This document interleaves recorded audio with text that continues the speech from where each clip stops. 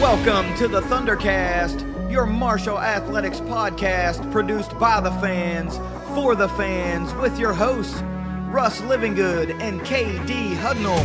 We're bringing you the thundering word on the thundering herd each and every week, so keep it right here. The ThunderCast is on the loose.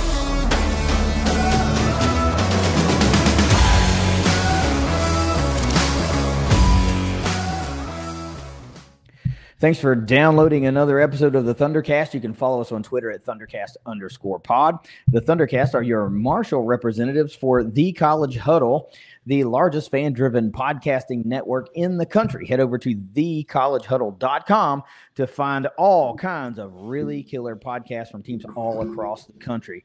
Russ, this is a little bit of a shortened, different version of the ThunderCast this week because it's such a quick turnaround from the shows we did just the other day, and we've got the midweek football game coming up here in just a few days. So a little bit of a switch up. There's not really some things that we can talk about because really nothing has happened of great import, and there's not much to sum up around the herd. So we're going to talk about this football game and all the things that have come to be aired in the 24-ish hours since then, but we got to get it all started with a quick word from our sponsors at Leasure Oliver PLLC. If you've been hurt in a wreck, call the law firm of Leasure Oliver PLLC. Find them at 304carwreck.com. Just as herd fans do, Russ is powering through this one. As you can tell, he's a little under the weather, kind of a lot under the weather. But hey, the show must go on, and as long as we're able to do it, we're going to do it. Seeing as how we can't do 5 things this week, I thought it only fitting that we talk about this Georgia Southern game recap, who will be brought to you by Ignite Link. So we might as well try to work in their tagline too, since this is kind of off the wall and a little wonky. But hey, this Marshall game recap brought to you by Ignite Link, the Tri-State's premier IT management team. Jed, you're going to have to forgive us on that one. Hey, look, we could come up with 5 things, but we recorded like really, really late Thursday night into Friday morning. And, this is Sunday evening. So there hasn't been anything happen. So it just makes more sense to put the things when we actually have things to discuss, and around the herd when we actually have results and upcoming stuff to discuss. Yeah, since this did happen and I saw it happen, we might as well just talk about it right now. The soccer team got a big win over UCF down in Orlando, 2-0. That ended just a couple of moments ago.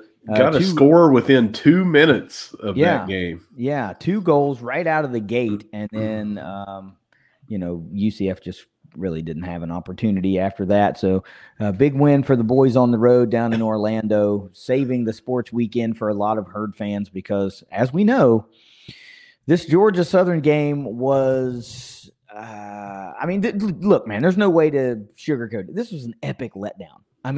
This game was won, and all we had to do was stay aggressive and run the clock out, or run our offense, and run the clock out. And we probably may have given up a score or something. The game might have been closer, but there's no way Marshall loses this game 24-23. So that's what happened. The herd's now 3-3, 1-1 in conference. Straight into the indicators, and then a few notes. I'll do stats. Nobody gives a crap right now about all the stats and stuff. It's just for context, really. I know everybody's tuning in to hear grades and our discussion on the grades, and I bet you some folks are like, I wonder how they're going to approach this one. Well, I guarantee you I've got some feelings on it, and I know you do too. All right, indicators. Time of total yardage, 423 to 389. Georgia Southern with the edge. Time of possession, 35-35 for the herd, 24-25 for Georgia Southern, edge Marshall. First downs, 21-18, Georgia Southern. Third down, 6-14 for the herd, 5 of 15 for Georgia Southern, edge Marshall. Penalties, huge penalty day for the herd, 11 for 79 yards, just 6 penalties for 50 yards for Georgia Southern, so they get the edge there. And then turnovers, 3 turnovers for Marshall, 2 for Georgia Southern. edge Georgia Southern. The notes on this one, of course, Marshall had a 23-3 lead midway through the third quarter. It was well in hand, but the Herd gives up 21 fourth quarter points, including a safety, 3 touchdown drives. Get this, Russ. 9-play, 63-yard drive, 14 seconds. 6-play, 51-yard drive, 1 minute, 50 seconds. 7-play, 66-yard drive, 50 seconds. That's the scoring drives for Georgia Southern in the fourth quarter. We also squandered a chance to be in sole possession of first place in the SBC East, which Georgia Southern now sits atop. Now, instead, we are in a 4-way tie, but I guess the plus side of all that is all 4 teams that we are currently tied with all remain on the schedule. So we are not out of it by any stretch of the imagination. This just feels like it because this one sucked so bad to be on the losing end. All right, stats real quick. Stone Earl, leading passer for the Herd, 9 of 17 for 97 yards, no touchdowns and an interception. He was sacked once and, of course, had a safety called against him, which really kind of shouldn't have been, but it was. It is what it is. 12 carries for 45 yards. Braylon Braxton, 9 of 12 for 92 yards. 2 touchdowns through the air. 8 carries for 36 yards. Also had 2 costly fumbles in the fourth quarter. A.J. Turner, 14 carries for 97 yards. Did not find the end zone. Christian Fitzpatrick, leading receiver for the Herd, 5 for 49. And Toby Payne was the one that had the big day. 2 receptions for 14 yards. Both receptions go for touchdown. On the defensive side, Russ's J.J. Roberts and Jaden Yates leading the way again. 7 total tackles apiece for both those guys. 5 solo tackles apiece for both those guys. And Jaden Yates adds a tackle for loss. Amir Foster, Ian Foster, and Josh Moten, all 5 total tackles apiece. The Fosters add 5 solo apiece, and Amir gets himself a pass defended. Josh Moten with 4 solo. Impact play day was pretty decent for the Herd, honestly. 4 more sacks for the Herd defense. 1.5 by Dave Harris, 1 for Mike Green, 1 for Judah Colo, and a half for Chris Thomas. We get an interception for the second consecutive week by Jacoby Henderson. Taqua's Legs gets a fumble recovery. The entire Herd defense gets 7 tackles for loss and 4 passes defended. The problem is they allowed 329 yards passing, but good day on the ground, just 94 rush yards allowed. Special teams wide, Reese Verhoff, great day for Reese. Big-time bounce-back game. Wow. 3 for 3 on field goals with a new career long of 51 and 2 of 2 on extra points. Alec Clark had 5 total punts on the day, 192 yards, 38.4 yard average, but 2 of those landed inside the 20 and a long of 50. So there, the quickest stat recap of all time and straight into the grades because this is where the rubber will meet the road in this one. What do you have for our quarterbacks in this game? First, because I don't know how you want me to do it, I'll do. You can individual, collective. I'm gonna do it collective. I have a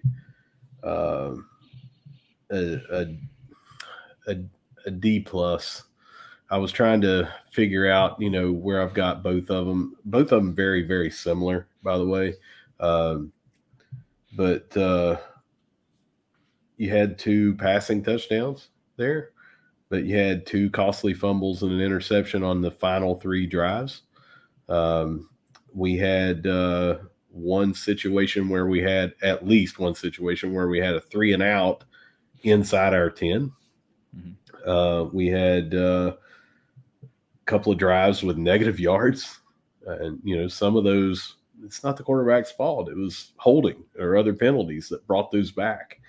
But overall, I've got a D plus, and the 2 touchdowns and getting us up 23-3 is doing a lot of heavy lifting because losing 2 fumbles at the end of the game and an interception when, a field goal, if you can get in field goal range and you hit a 51-yarder earlier in the game, the interception killed us too. So I feel like I'm being pretty generous with a D plus.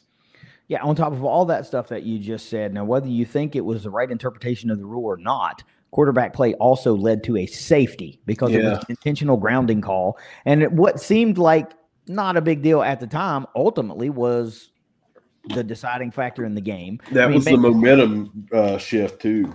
Maybe Georgia Southern doesn't try to go for 2 and one of those touchdowns later in the game if they don't get the safety, but that seemed like an inconsequential play at the time, because Mark's up big, time's running out, whatever. But 3 total turnovers between both guys that led directly to points in quick scoring drives, and one quarterback actually put points on the board for the opposition. It was a bad day, and it started out pretty decent. Yeah, it did. Through 3 quarters, this grade would have been drastically different. You're looking at the major dings against the quarterbacks where their drives got shortened and called back because of penalties that they didn't do. They hadn't turned the ball over through 3 quarters. They were up by 20 points. One rushing touchdown was taken back due to a holding call. And I just want to say real quick about the safety and everything. When I talk about the refs in this game, I by no means want anybody to think that I am saying the refs cost us this game. I'm not.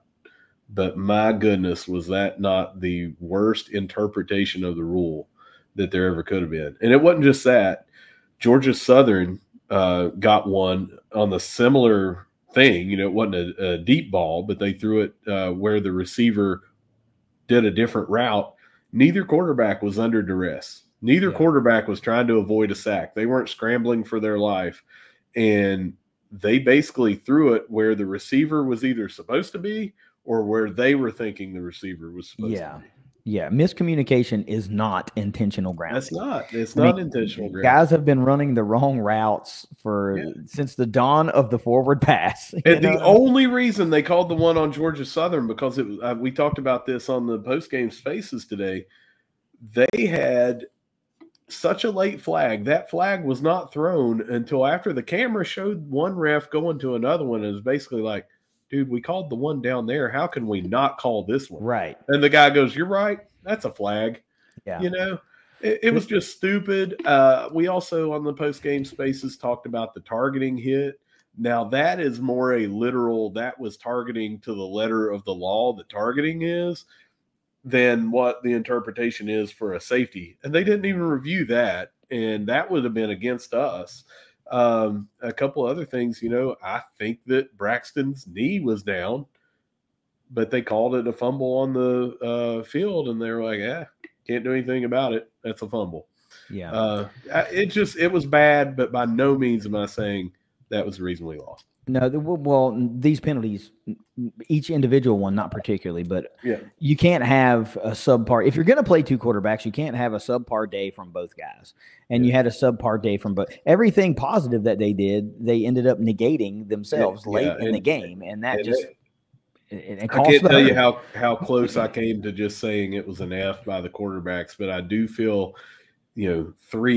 almost 3.5 quarters, they played just fine. And I had no problems with that. But, man, it was so bad after the fact that I'll get into it in a minute when we talk about offense. But, I mean, it was some ridiculous stats. All right, then let's go right into that, because we could end up pinning a lot of this stuff that should be in the coach's grade and could be in the offensive grade that's just going to land here. So let's talk about the offense as a whole. What do you got? Offense, I've got an F. And again, it was, we had the 2 scoring drives and everything, but you took a touchdown off the board with a hold.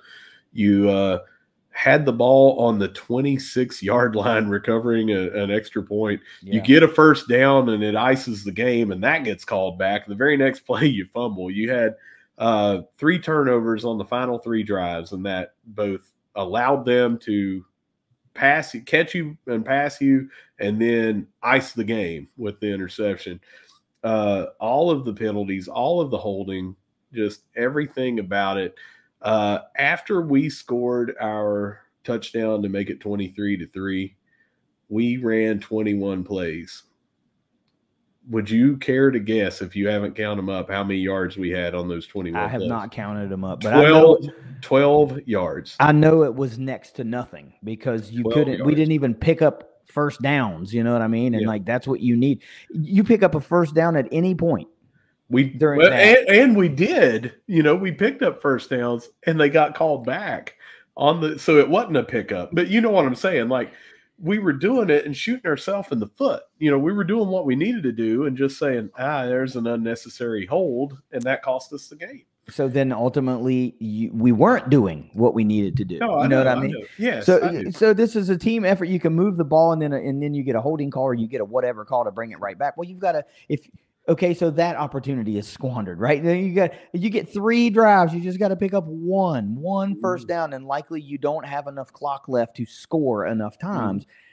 Couldn't do it. You couldn't do it. And I'll tell you what it was. Like we go up 23-3. I tweeted, "Don't look now. Marshall has scored in 11 consecutive quarters."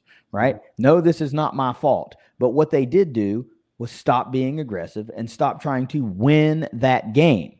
They started at that point to, let's just kind of go through the motions. It felt like, you put the brakes on and all of a sudden, like you're playing not to lose, and what happens? You lose. So not only do you stop scoring after 11 consecutive quarters, you give up 21 points and lose a football game. And this is the worst way to lose that I've experienced as a Marshall fan in many years. Many years. It's happened before. Maybe, 2010. I mean, of course, but there's games that we've lost that we should have won, and most folks in recent memory are going to think about Bowling Green after Notre Dame, but that's not the same animal. Not the same game. This is the same.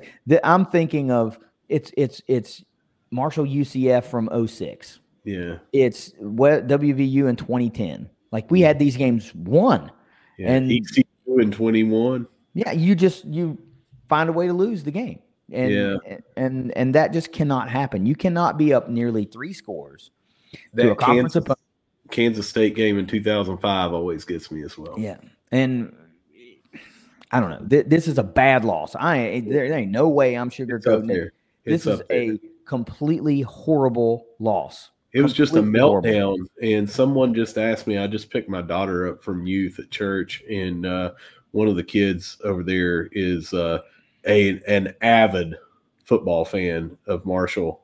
All sports really, but he did not get to watch the game. Couldn't stay up that late and all that stuff. So he just asked me when I picked him up, said, "What happened yesterday?"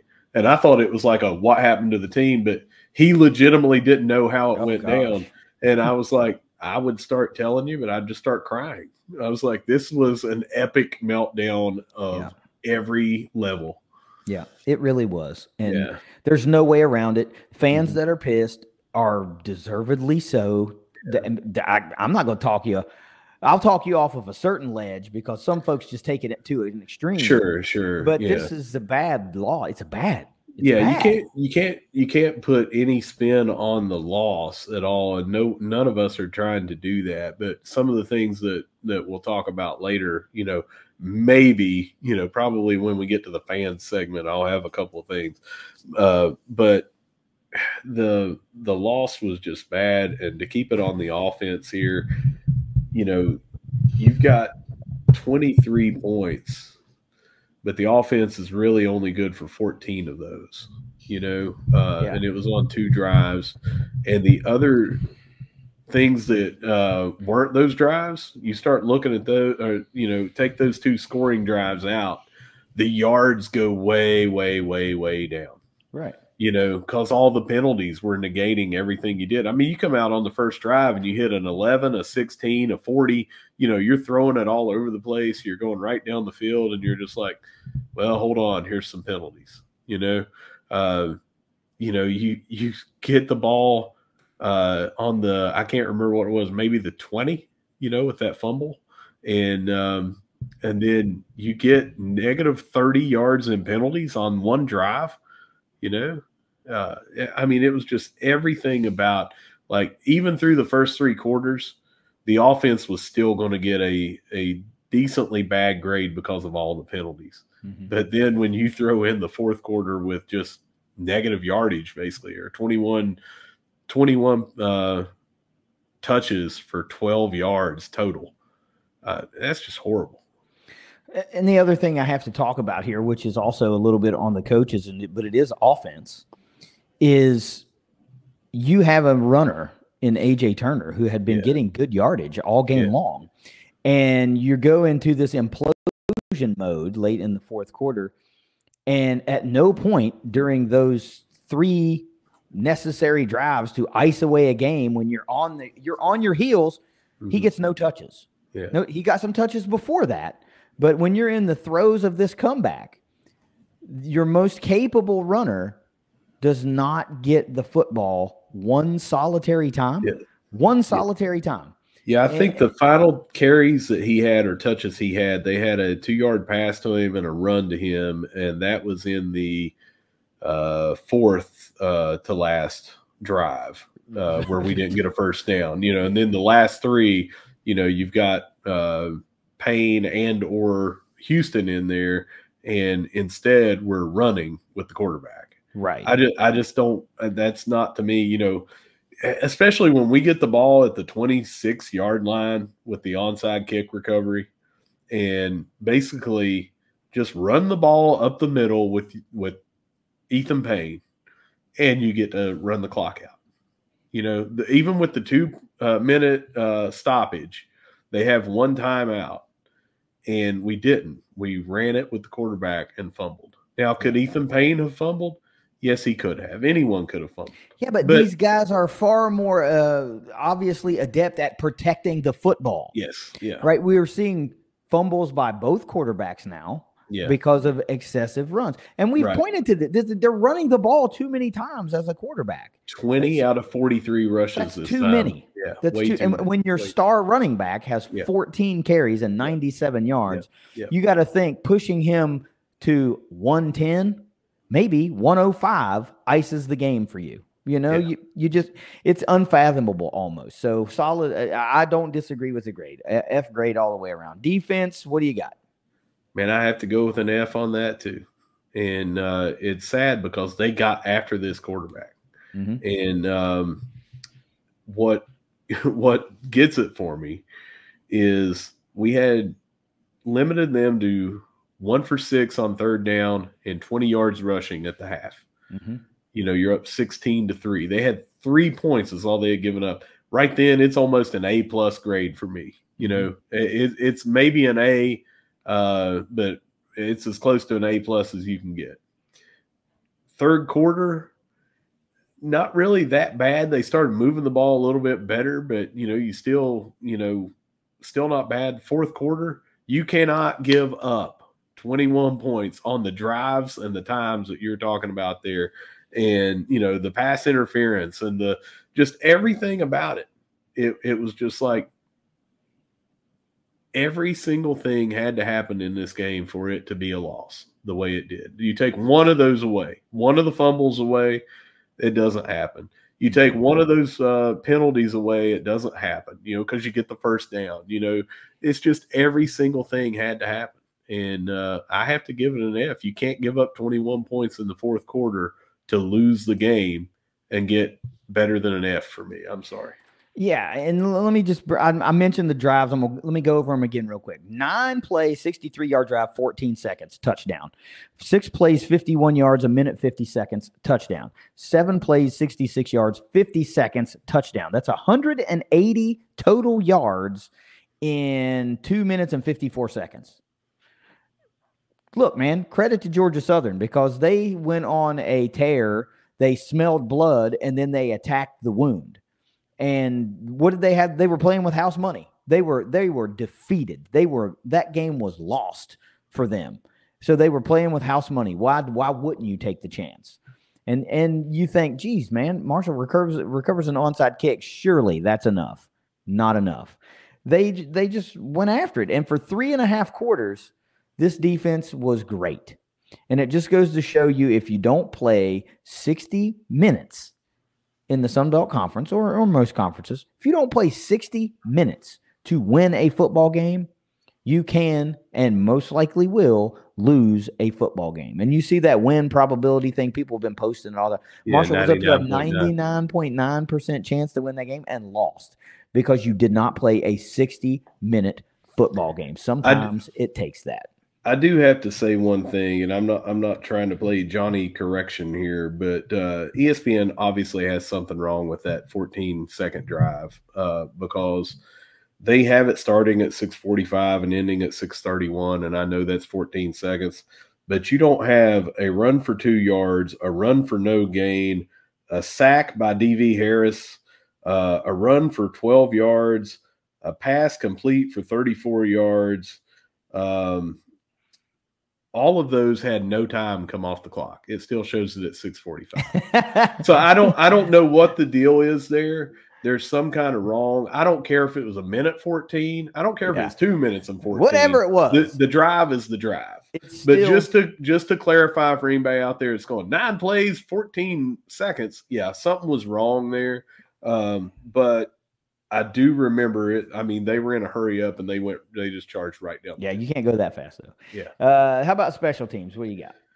So here's the deal, man. You got 3 field goals, a career long of 51. It was good by a lot longer than that. Yeah. You have the confidence to let him kick for that, which would be that. So you know that he can kick it.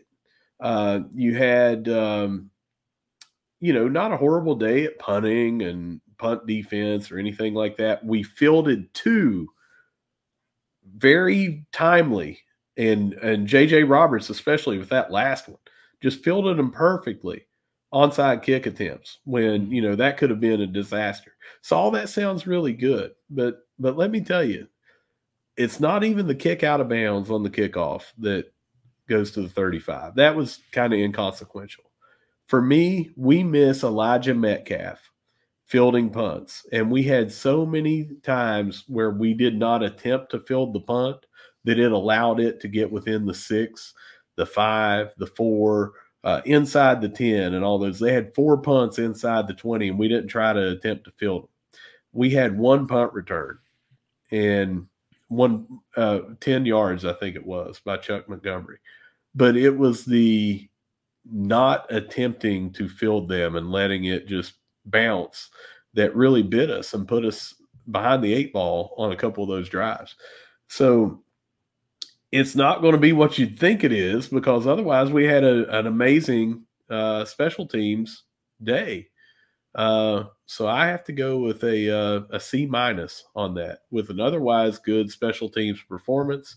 But we really miss Elijah Metcalf. It's not just when he gets the ball on the punt returns, his electric ability to move the ball on the return. It's that he has turned into a weapon for us, where we had only, I'm thinking, 9 punt returns all of last year, and the rest of them we either fair caught or let it bounce. This game, you could see in his absence, we just did not try to field him. He has become very confident back there when we had him earlier in the year to give us attempts at returns.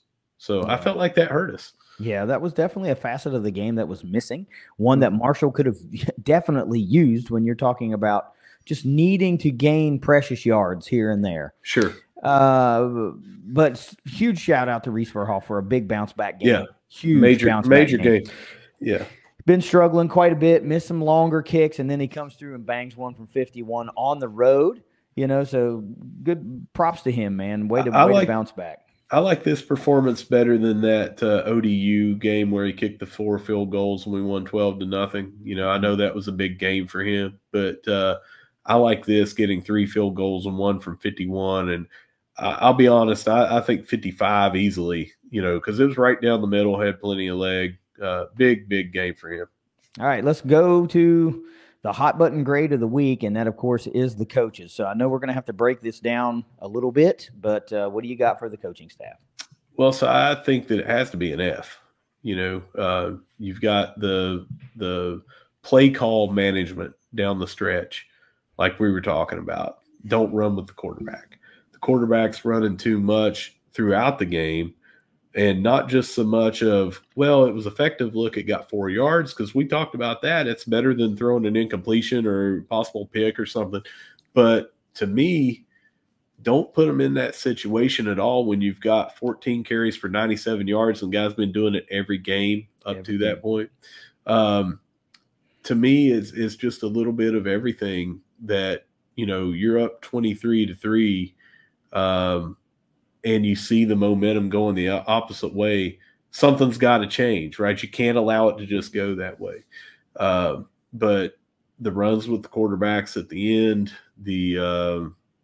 just the entire meltdown, someone's ultimately responsible for that. And it's always said that way, right? You can't just blame one player for this and that. When the entire offense, the entire defense, like everything just breaks down, it's got to go to the coaches. So it's an F. It is an F. You can't spin this anyway. It was epically bad. It was just epically bad, right? And it all fell apart in 20 minutes of a ball game, or less than 20 minutes of a ball game. It was bad. But it started with quarterback management, right? And we both speculated, and we were right, that we would see both quarterbacks. And I think rightfully so, because up to that point, Stone had kind of shown himself to be the more consistent quarterback. Throwing the ball, definitely. And then Braylon Braxton is fresh off of an SBC Offensive Player of the Week. Yeah. You're going to see both guys. Sure. So that's not the problem. The problem is, like I said in the preview, is if one guy is hot, you leave that guy alone and you let him play. Well, they made the switch from Earl to Braxton, and Braxton was on a roll. Marshall was putting up touchdowns. So your offense is clicking and moving, right?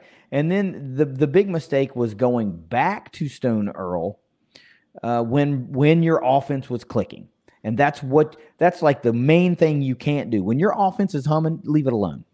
Leave it alone. And if it goes bad on its own, okay, then make a switch and see if you can get a spark. But, Huff said in the post game, that was the plan. The plan was always to go back to Stone. All right, I get that.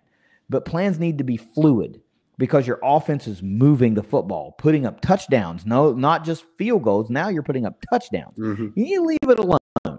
And then they switch back to Braxton. So now what you've done is taken a kid that was hot, you cooled him off, you put him back in hoping he would just get hot again. And ultimately what happened, you see 2 turnovers. So that was the worst part of all. And I could hear Herd fans through my social media screens screaming, like, what is going on here? What are we doing here? And I get it. I understand it. I just think it was ultimately unfair the way that those guys were managed. I think I would have maybe, gone with Braylon longer until, like I said, it was like, all right, we need to try to switch it up with Stone.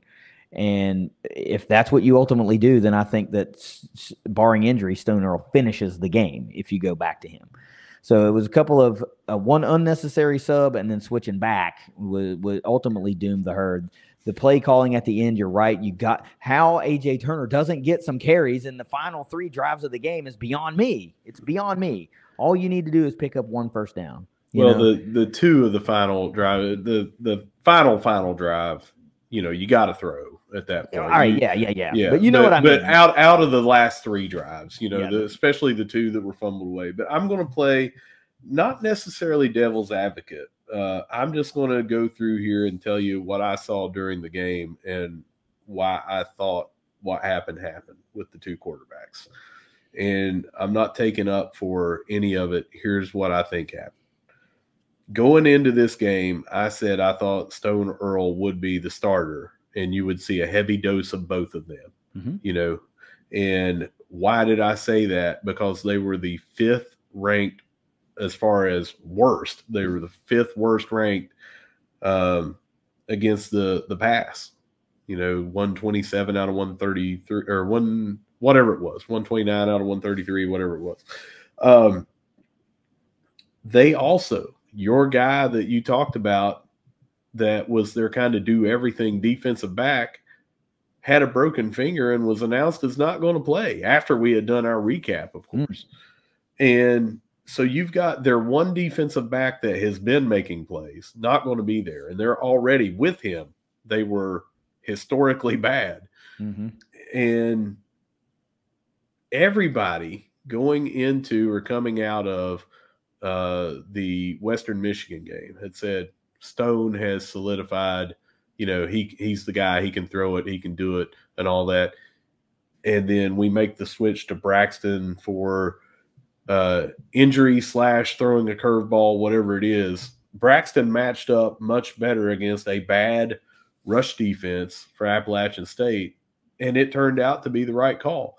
But we talked about on the recap, his 75-yard pass was not even to the line of scrimmage. It was a pass laterally, and then he had the 26-yard touchdown to Montgomery that was wide open, and that's the only pass really that he threw more. These are not through the air. This was the result of the catch. 8, 6, 5, 4, 3, and 2. He just was not passing as well all year long as what Stone Earl was. So that's why we thought he'd go up there. Yeah. Now, first 4 drives, we get 3 scores. They're field goals. You know, 1 score is taken off the board. And you're like, well, you know, the offensive line with the holding is kind of shooting us in the foot here, you know. So we go to Braxton.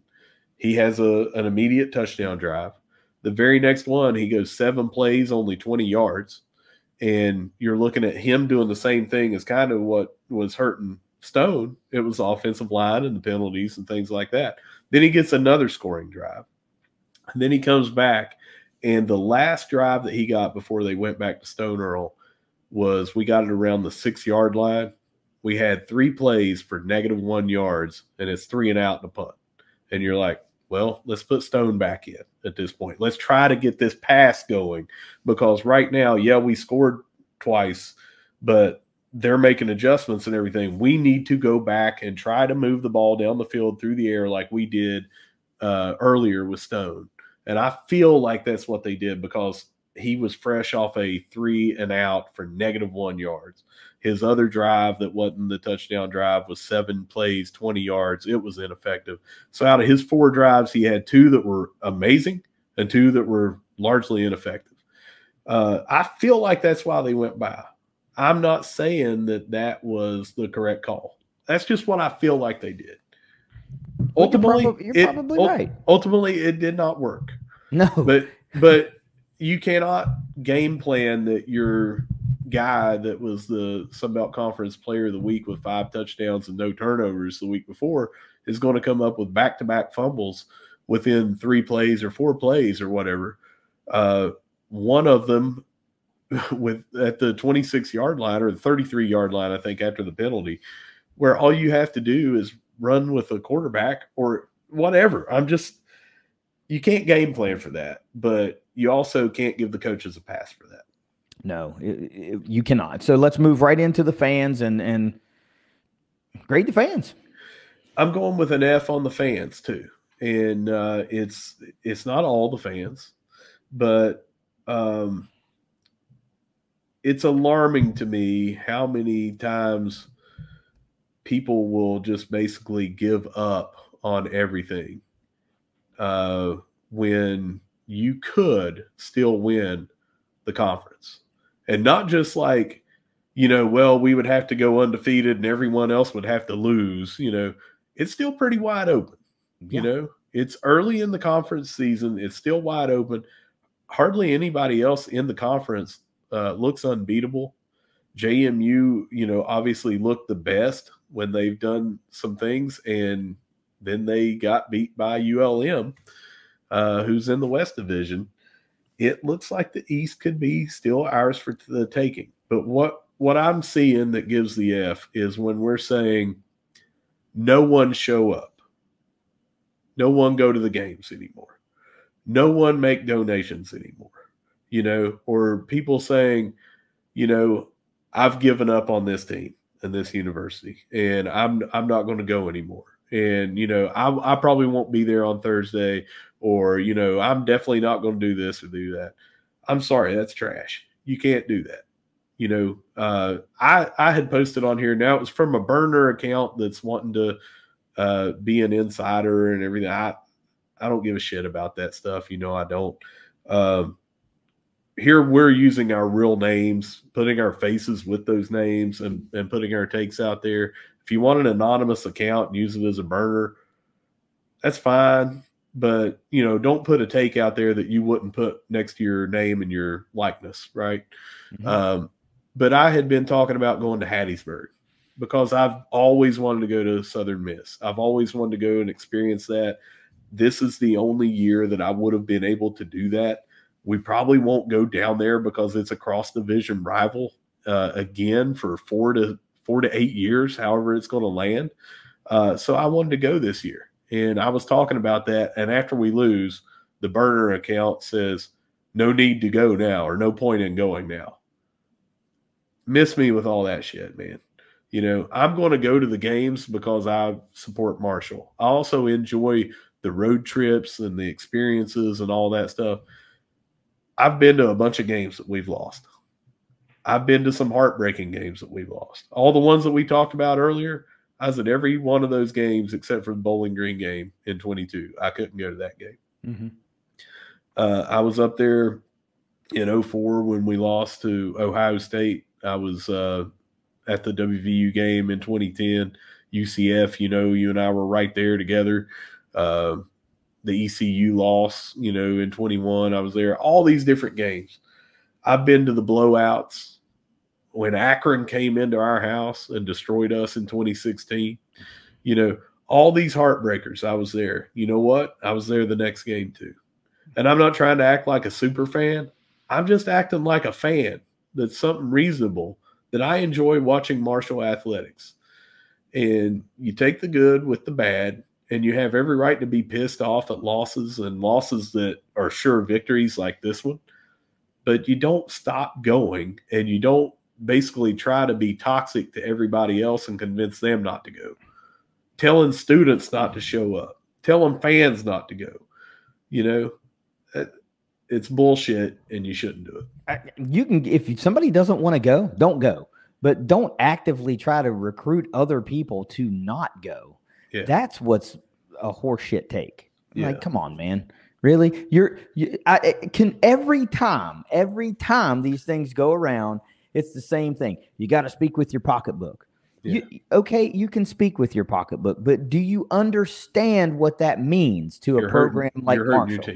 You're hurting your team. Right? This isn't Ohio State, where if you don't go and 30, 40, 50 of your friends don't go, they don't miss your money because there's 50 other people waiting to buy that ticket and take your seat, and they'll gladly buy your season ticket, right?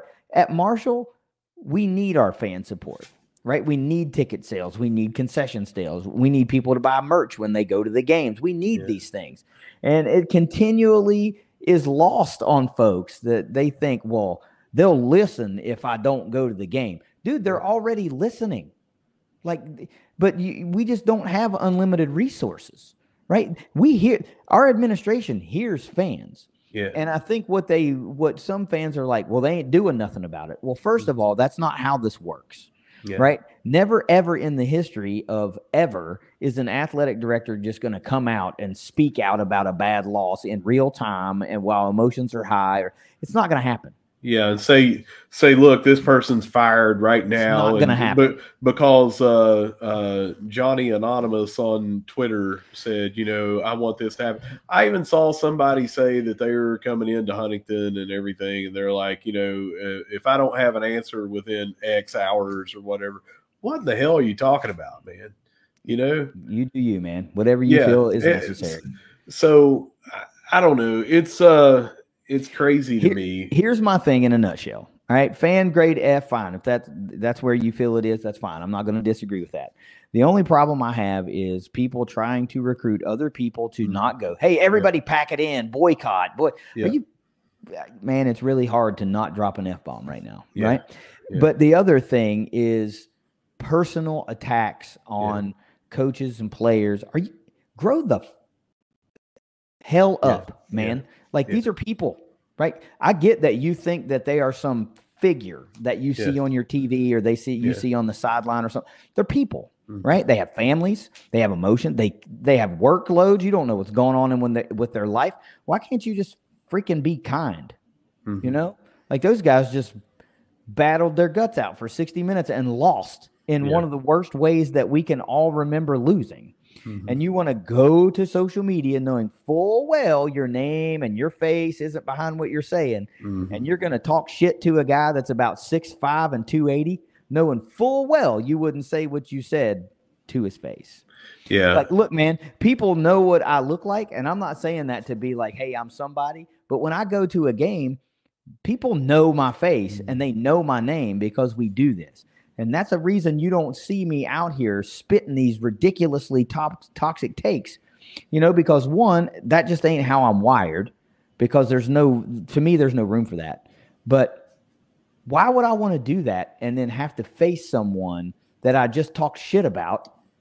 That's crazy. That's crazy. Well, I'll take it a step further than that too.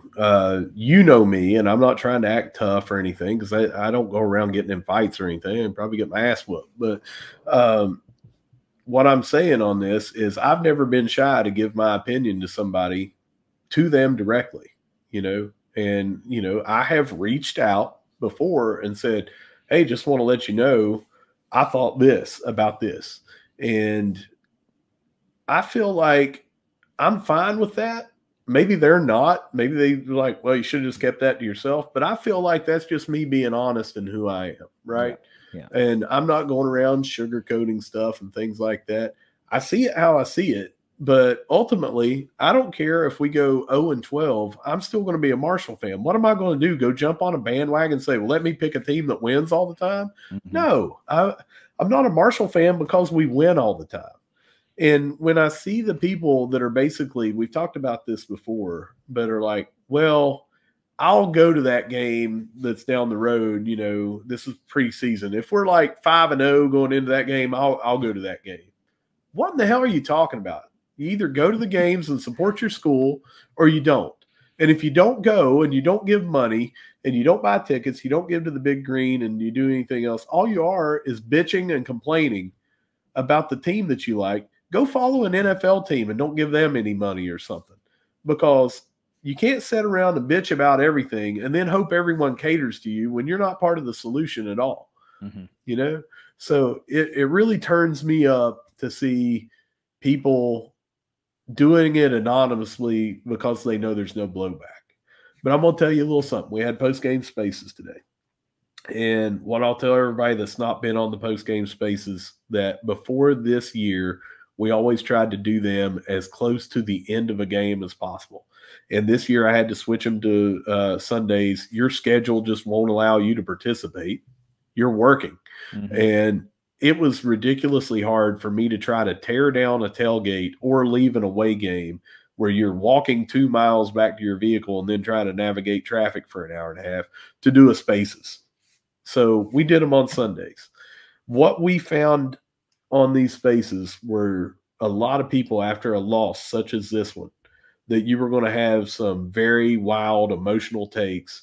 And all I asked everybody today at the start of the spaces was, if you have an opinion, no matter how negative it is okay to go ahead and state that. That's your opinion, man. All I'm asking is to leave any personal attacks, especially toward players, out of it. You can say Johnny X had a bad game. That's not a personal attack. You could say Johnny X should not be the starting quarterback. That's not a personal attack.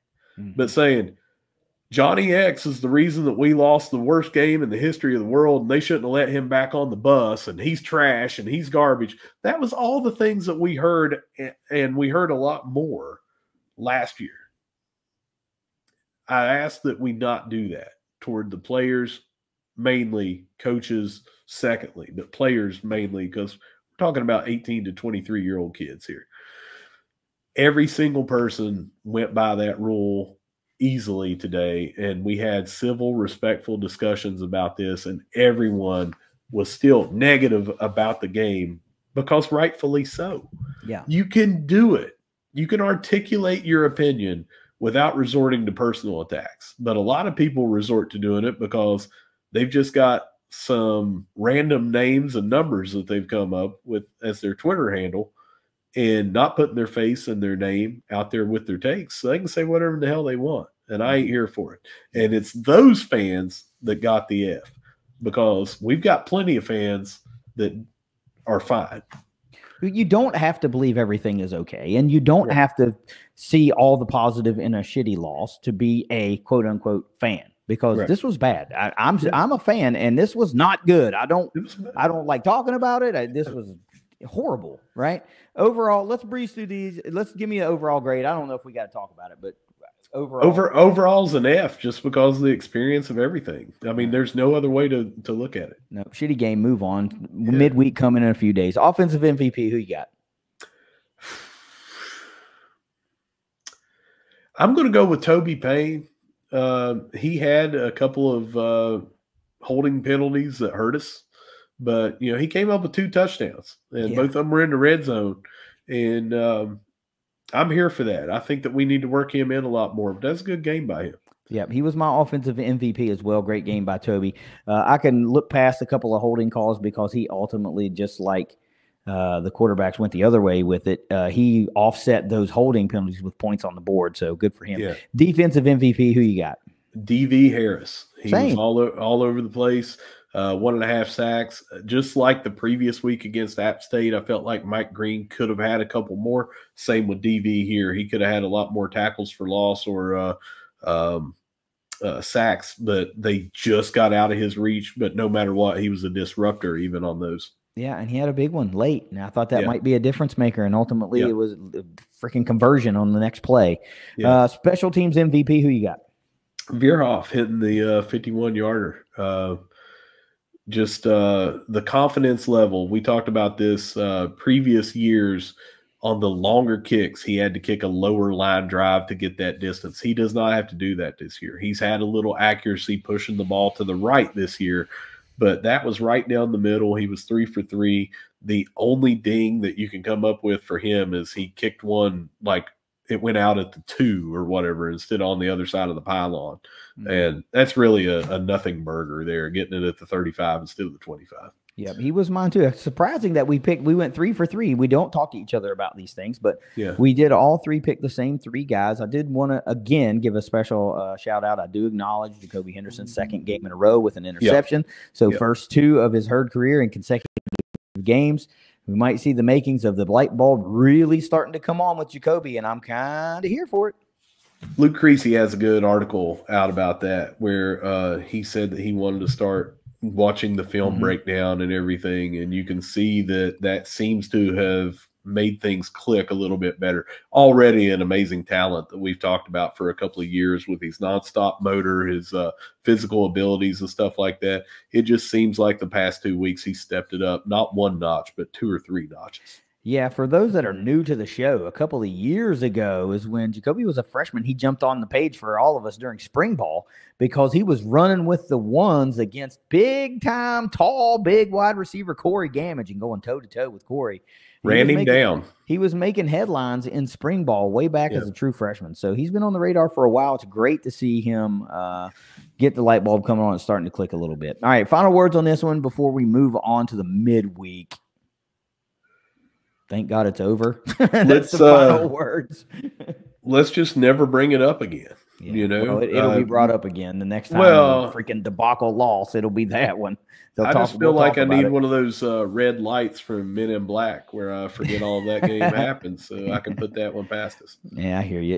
It's on to the next. We squandered an opportunity. There's no sense in beating the dead horse. It's done and over with. Nothing we say is going to bring it back.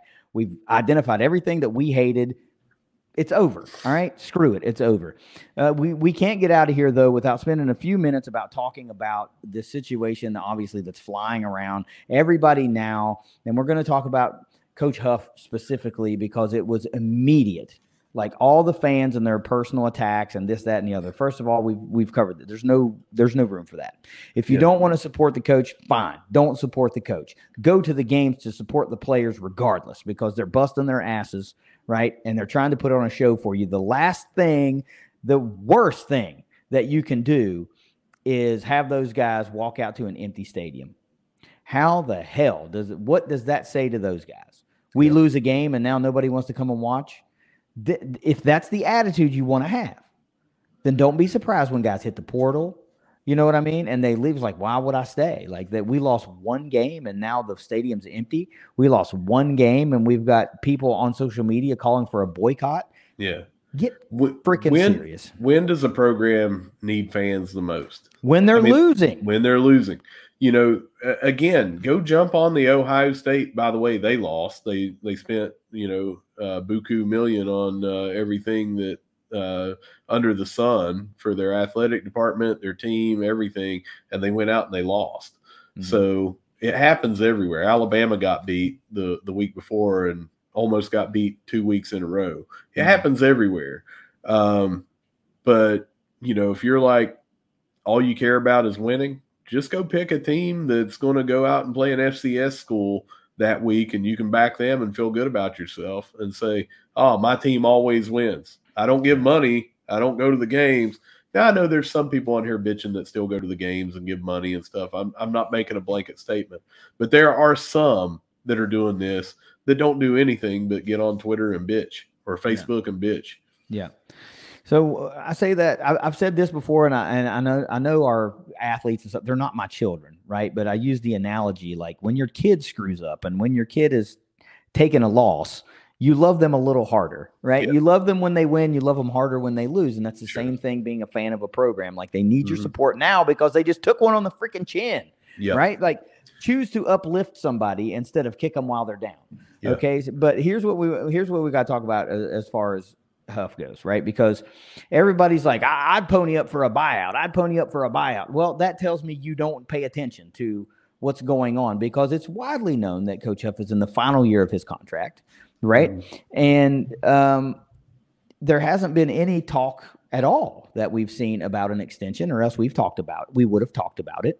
Right. So this is not an argument of saying I want him to go or I want him to stay. That's not what this is. This is just putting the facts out there and discussing why, as an athletic department, you don't do certain things.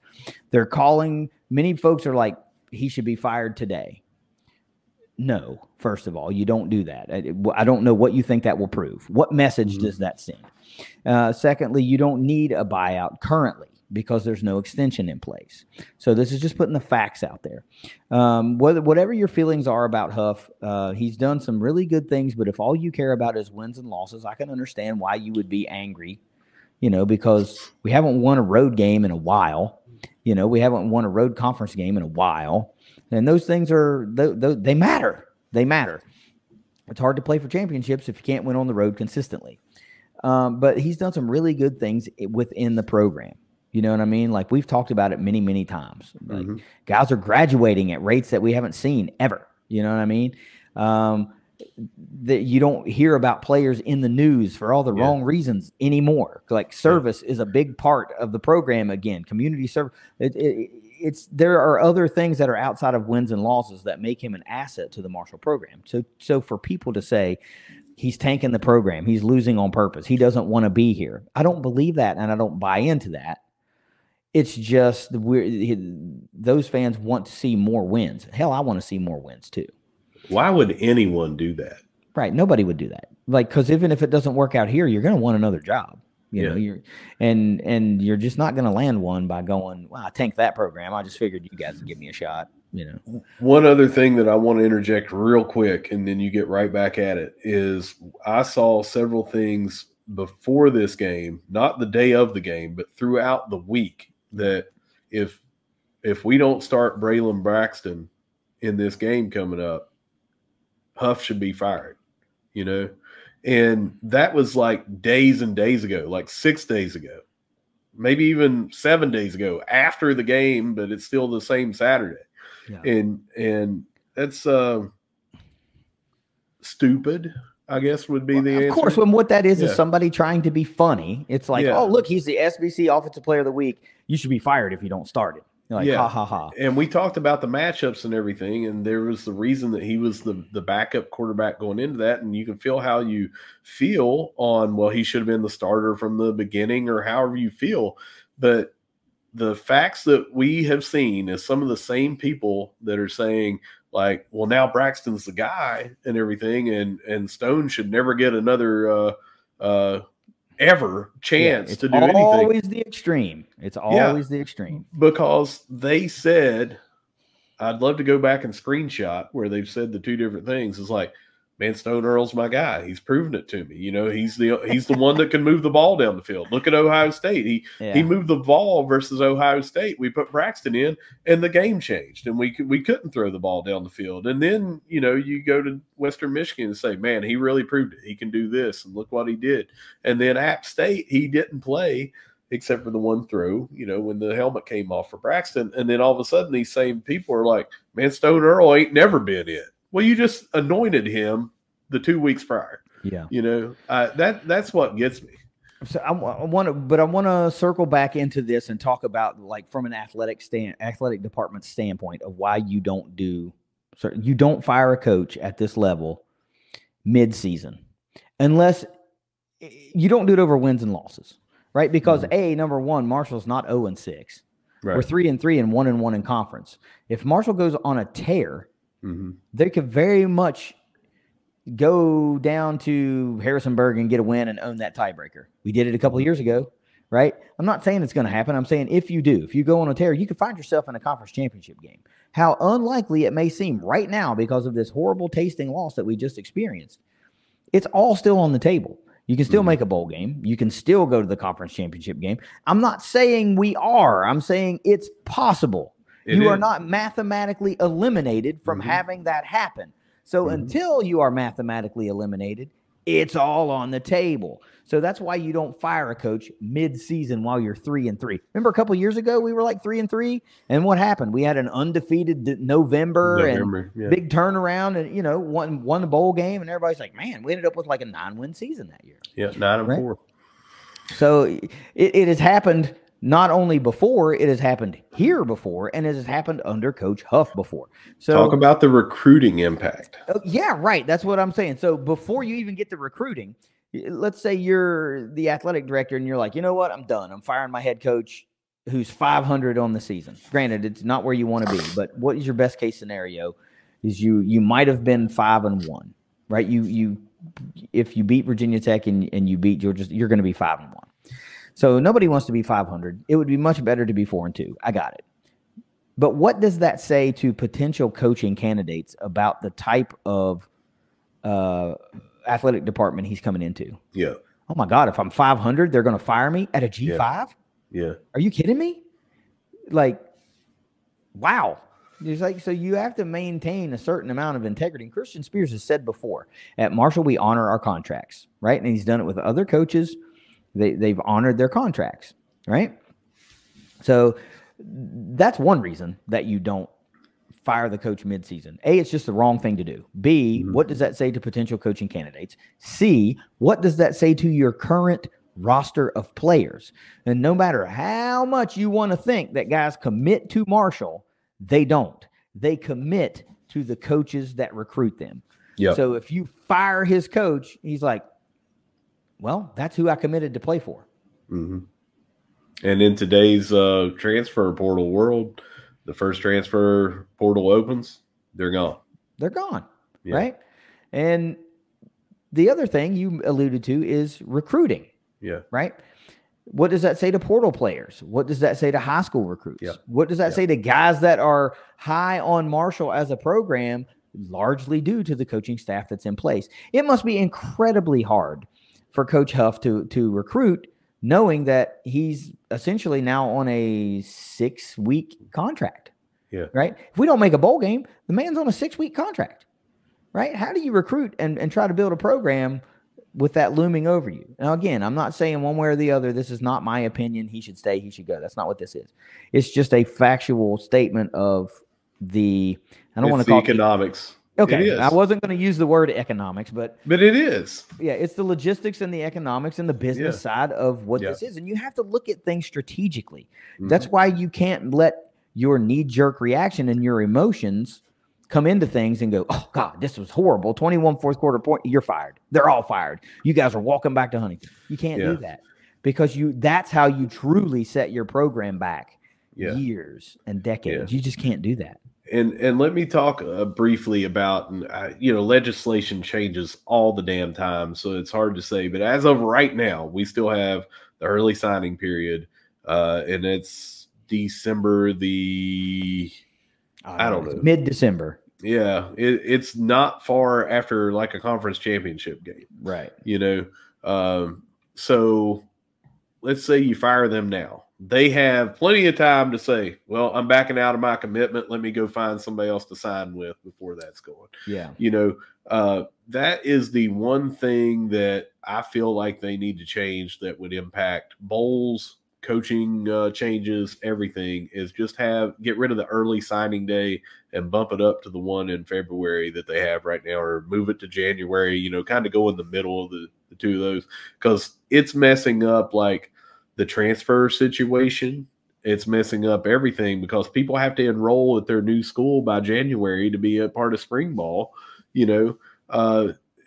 There's some logistics they need to work out with everything, but you can't fire somebody in mid-October, we're not even to mid-October yet. But fire them in mid-October and think that everything else is like, that's going to fix everything, man. All we do with that, we'll go undefeated the rest of the year. Nothing, we'll just make this person, hell, they'll probably be not just the interim, but they'll probably go down in history as the greatest coach we've ever had. 50 years of having that guy here, he'll probably go undefeated every year. All these things don't work out how they do on video game football. And there is an economic impact to it, and you can't stop your support. You can't stop going to the games and think that that's not going to impact it. You can't fire your coach in October, 6 games into the season, and not think that has an impact.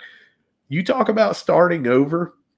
Everybody that was recruited by Coach Huff or his staff, because his staff is most likely not going to be retained unless you bump up the interim, whoever it is, the rest of the year to the head coach next year, and he retains everybody. The staff is going to change. They're the ones doing the majority of the recruiting. They come in because of the head coach most of the time, but they are recruited by these other people and their position coaches. You think Ralph Street leaves, we're going to have the defensive lines that we're getting in here? Coach Huff works the portal and the high school ranks. And one of the things that I enjoy about having Coach Huff here is how hard he has worked the portal. In today's climate of college football, to be able to navigate what has been such a tough proposition for G5 level schools. I hate that term, and you know it. But schools the size of us, if they have a great year, Miami just takes them, Arkansas just takes them. And that happens all over the place. But here we've got somebody that is bringing in, when we have to do it, we're bringing in great players. We just talked about D.V. Harris. Look at what he and J.J. Hawkins did in that game last night. Both of them transfer portal guys from Colorado that came in just now. Mike Green, maybe SBC Defensive Player of the Year, transfer portal. You just look up and down. Our 2 quarterbacks that everybody, no matter what you're saying, somebody's talking about one quarterback should be starting over the other. Both of them transfer portal. So I just can't imagine having a situation where we don't have somebody working it as hard as we do right now, how that would impact us and everything, because we brought in labor, we brought in, think all the people that we brought in, and they have come in and made a huge impact. And that is one of the things that I think has gone really well. Well, it can go just as easily the other way. When you fire somebody in October, those players are probably like, I can't imagine going to a school there next year where they're going to possibly fire the coach mid-season. This doesn't make sense for a team like Marshall. And it really doesn't make sense when your coach is in the final year of his contract. Yeah, that makes 0 sense. Yeah, if this was like year 2 and he is like 0-12 in year 1 and just not making any progress, and you're hearing all kinds of bad things about the program as far as people being in jail and all the different things like that, and then you say, okay, maybe we need to move on and start rebuilding now. This is not one of those situations because we lost a horrible, horrible game. No one's sugarcoating this game at all. It was bad. We can't say enough of how bad it makes us feel and how it was snatching. Well, it was just ugly to watch. It was ugly to experience. Yeah. Not feelings aside. It was just ugly. I mean, look, we've got friends that are from other schools and stuff that I was getting texts from like, dude, this one is ugly, you know, and they're not saying that to be rude. They're like, dude, this is what the hell is going on? And I'm like, I don't know. But I just wanted people to know that about the logistics and the economics of a coaching search or of a coaching change, right? It's just a bad look. It's just a bad look to do that midseason unless it would have to be something really bad, not just wins and losses, like bad. You know what I mean? Because you're not getting a jump on the next coach. No, you are not. Because they're not going to want to go talk to you mid-season. They're not going to. Yeah. Unless you've got somebody out there that has not been a coach for like 3 years. Like if you remember the guy from Kansas State, was that Bill Snyder? That he had been and they brought him back or whatever. So if you got somebody that's been retired or whatever and is itching to get back into it or something and he's available, that probably ain't going to happen here at Marshall to go get like Jimbo Fisher or something like, you know what I'm saying? Like somebody that's out of the game right now. No, it's just, John Gruden, you know, I mean, it's just not going to happen. It's just too many people putting the cart before the horse and they're making emotional decisions or emotional statements, which is okay.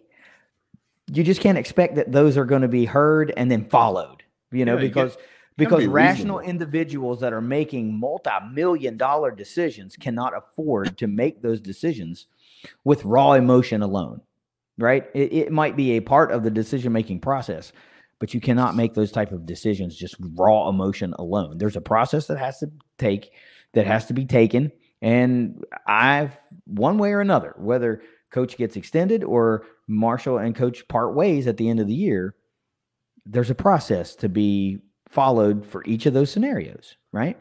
So you can get mad that coach is still on the sideline come Thursday, but guess what? He's going to be there the following Saturday and the following Saturday and the following Saturday, you know, because that's just how it's going to work. It just is. So if there's going to be a coaching change, it's going to be after that final game, especially if we're not making a bowl game, you know, we're under 500 or whatever. It'll probably happen immediately at that point because the contract is basically up. It's actually technically up at the end of June. You know, July 1st, the next fiscal year is when it would be. You're not going to be doing You're not waiting. You're not waiting to that. You know, you're not under contract for the next season. You know, you're done. Your work is done. Yeah, right. Yeah, your work is done. Your contract goes through, but there's nothing to do. You know, you're going to have to get the next guy in there to go to work if that's the direction they choose to go. So everybody, please just back off of the cliff a little bit. The coach is not going to be fired no matter how bad you want it to happen. He's going to be there Thursday. All right. If you choose not to support him, that's fine. Go support your players, right? Because this is still Marshall University and you go to cheer on the herd. You don't go to cheer on the opponent. You go to cheer on the herd. And those guys are out there busting their ass, trying to bring home a win for you. It didn't happen this week. It didn't happen, and it fucking sucks. So we'll drop back and punt, and we'll see if we can get us a win on a midweek. But, geez, Russ, take us out of here.